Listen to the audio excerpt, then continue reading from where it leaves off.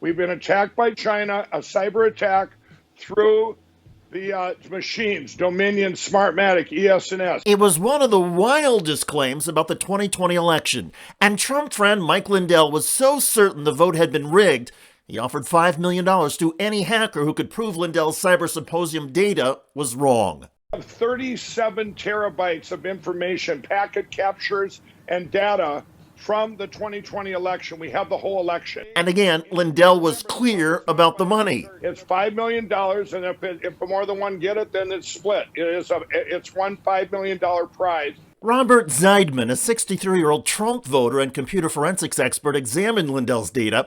He found that not only did the data not prove voter fraud, it also had no connection to the 2020 election. Zeidman submitted a claim, and now following private arbitration, Mike Lindell's firm told to pay $5 million in Prove Mike Wrong election fraud challenge. In their 23-page decision, the arbitrator said Zeidman proved that Lindell's material unequivocally did not reflect November 2020 election data. They directed Lindell's firm to pay Zeidman within 30 days. In a statement to the Washington Post, Zeidman said he was really happy with the arbitrator's decision. They clearly saw this as I did, that the data we were given at the symposium was not at all what Mr. Lindell said it was, he said. The truth is finally out there. Of course, the truth about the 2020 election has been obvious from the beginning. Starting from election night, election authorities, even Republican state election officials, said there had been no significant fraud. The Trump campaign never produced evidence the election had been rigged. And by all accounts, except for Donald Trump and maybe a few people close to him and their conservative media cheerleaders, the popular vote difference of 7 million votes more for Joe Biden was accurate.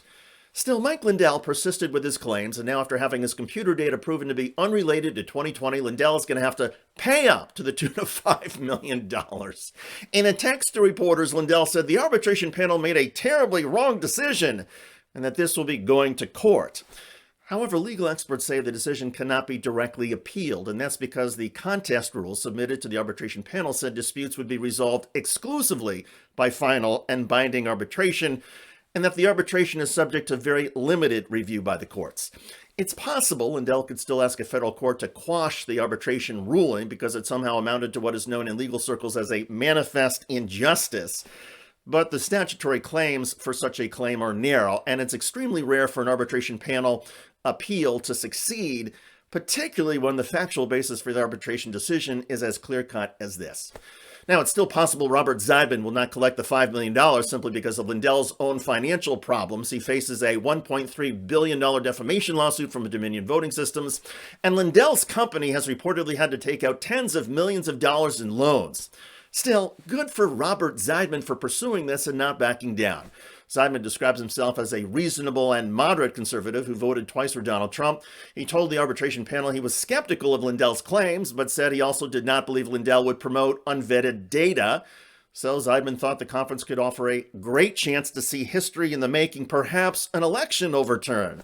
Well, at the event, Zeidman received the contest rules. There was no mention of disproving Chinese interference, according to contest forms submitted in the arbitration case. Rather, winners would have to prove that the data provided does not reflect information related to the November 2020 election.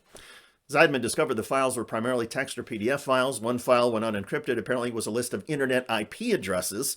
Other files appeared to be random numbers and letters.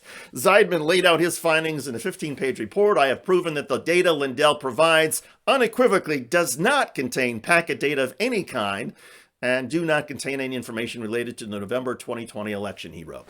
6 weeks after the symposium, Zeidman sent a letter to Lindell management to claim the prize. He got back a denial, and the following month he filed for arbitration. One can only hope Zeidman eventually sees his $5 million.